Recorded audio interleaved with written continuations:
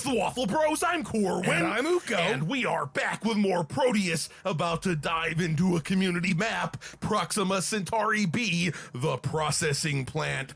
Oh, I'll be processing your plant all night. Giggity, giggity, goo. I don't even know Industrially. I don't even know what that freaking, it was a button of falsehood, okay? Yeah, it was set you up. a button of falsehood. It set you up to get shot in the butt. I mean, that's obviously what's going down. Whoa. Where the fuck did you come from? And why are you trying to eat my asshole? No eating my asshole, thank you very much. You gotta watch out in this map because it keeps setting you up to have your back to the enemy. You know, you're not freaking wrong. You are not freaking, dudes are spawning in, bro. Dudes are spawning in. Brizzo. Oh, I'm sorry. You don't like getting exploded? You don't like getting exploded? I better wait until their like toxic jizz blood goes away before I move forward. Yes. Ew. Toxic jizz blood. I suppose TJB. it's probably less healthy to have jizz in your blood than it is to have blood in your jizz. Yeah, you know, or more to the point, one suggests of ill health even more than the other. That's yeah. What the fuck are we talking about? Okay, I apologize that dude, this time. He was hiding in the steam, in the steamy, hot, sensual imp action over there. Everybody partying down, rubbing their how should I put this? Imp scales against each other. Okay, and they got imp scales with a banana forescale. That's the way it works. This level, it's pretty fucking fly, and it really is. It's hot and steamy, and then I can make love to that glowing butt on. Are we in some sort of pink disco land? I think we're in a pink disco land. You know, I just disco realized, inferno, if you will. Maybe you have some kind of sauna fetish. Because as soon as things got steamy, you were all like, it's sensual. You know, I've always wanted to have a sauna. Okay, I have too. I've always wanted to have a sauna because I'm one of those people who likes incredibly hot showers. Okay, hot shower, hot coffee, hot poussey. That's the way. Those are the pillars of my existence. Also, I started to talk about this a couple videos ago, maybe even during a Proteus video. I remember one time, now this is partially because I was ill, but I became ill at a school field trip at one point in middle school, and I had to have our mother come and pick me up. And like she was dealing with like signing me out of the school because fascism, even though I was ill, you know, instead of driving me home or to the doctor or whatever. It's weird. I just realized I got the Cadillac treatment of that kind of shit, right? Because when I was sick or whatever, it was always just like, well, you go. She would come and she would just immediately remove me from the school. Yeah, I guess they thought I had a dishonest face or something. Yeah, okay, I will admit, Uko kind of looked like some sort of evil Harry Potter or something like that. I did a little bit. I looked like a fucking cherub. Okay, this is true. When I was a kid, I looked like a cherub. I had the sweetest blonde curls. Everybody wanted. Seriously, all the mamas wanted to touch my hair. It was kind of creepy. It was kind of fucking creepy. Okay, but for real though, what kind of psycho would pretend to be sick to get out of a field trip? Yeah. Then again, okay, I won't say you were antisocial as a child, but you weren't, how should I say, pro-social as a child, okay? This is true. However, the original thing I was going to talk about is that this was toward the end of the school year when it was already super hot. And so Mom says, go wait in the car. I have to sign you out from the fascists. Not in those words. And so I crawl into the car, and it was like early 80s GMC Suburban, okay? And there were in the air this car was not in the early 80s. We just happened to have a crappy old car. Yeah, exactly. So it was, the air conditioner was not on. I crawl into the car, and it's been in the sun in the parking lot for a while. Did you burn yourself on the seatbelt thing? No, but the thing is, I was feeling so bad in my stomach, and I was feeling woozy and messed up.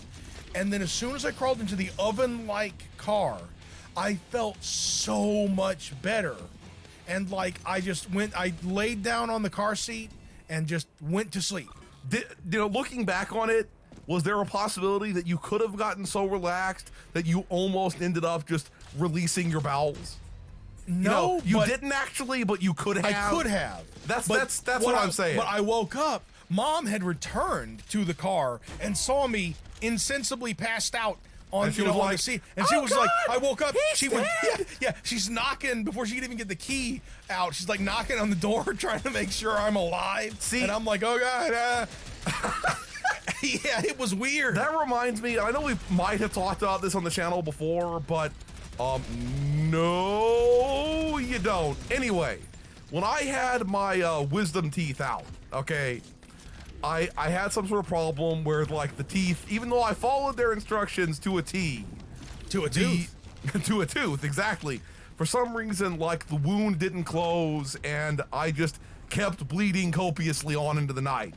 It wasn't a dry socket, it was like a moist socket. Eventually, what happened was I just suddenly started vomiting up blood. Like, from, like, Uko, I didn't almost pass out from vomiting up the blood, but Uko almost passed out from watching his beloved little brother seemingly vomit up like a gallon of blood or something like that. Because the thing is, now I realize, and I realized a little bit afterward then that, okay, this was not him vomiting up blood from internal injuries. It was because he'd been swallowing the tooth blood, exactly, and also like down. other liquids mixed with the blood. Just looked like blood. And so from my perspective, it was like I'd already been being miserable for hours, and I was just like, well, that's another miserable.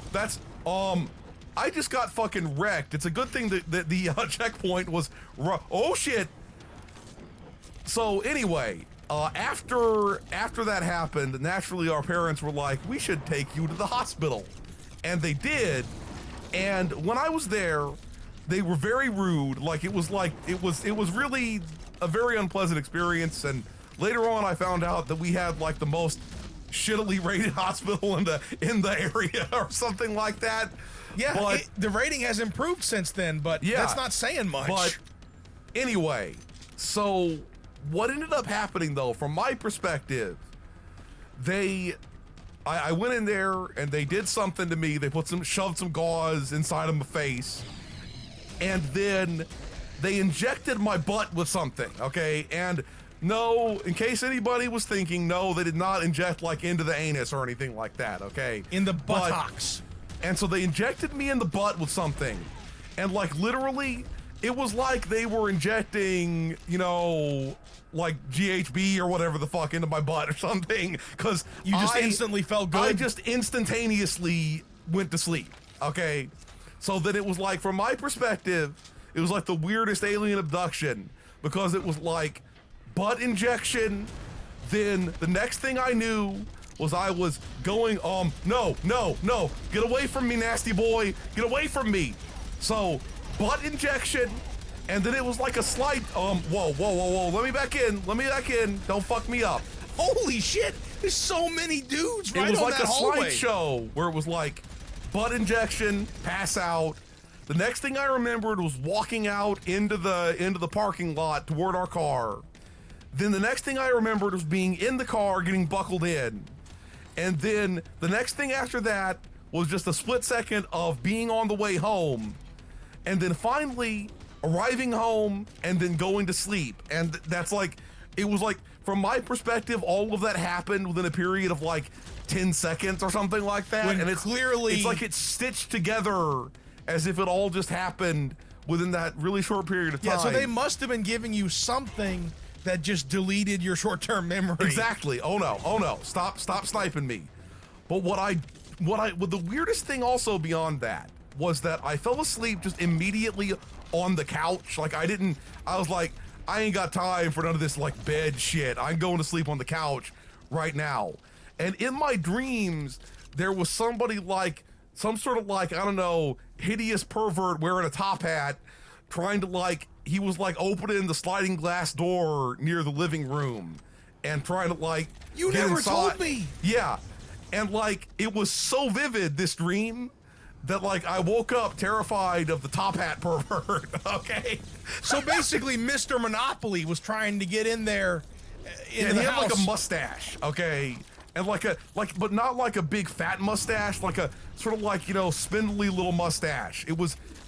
So Clark Gable. Suffice it to say, well, no, too long for that though. Okay, it was like a long, thin mustache, and yeah, that's so creepy. This was one of the weirdest story times we've ever had on the channel. Okay, that Mr. Peanut with a Fu Manchu was coming at you. Yeah, this is the weirdest. I don't know why I thought he was a pervert, but I just, in my mind, it was like, that guy's a pervert. Okay. Well, did the fact that he was just wearing a top hat give it away?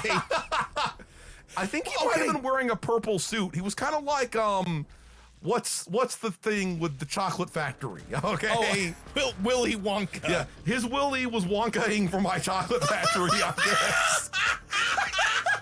But yeah, that's weird story time for the new year, okay? Yes, Happy New Year! Happy New Year! New Year's Eve! If you enjoyed this video, please hit that schmexy thumbs up button. Make sure you ring the bell to keep getting notified of delicious waffle content. Waffle Bros signing out.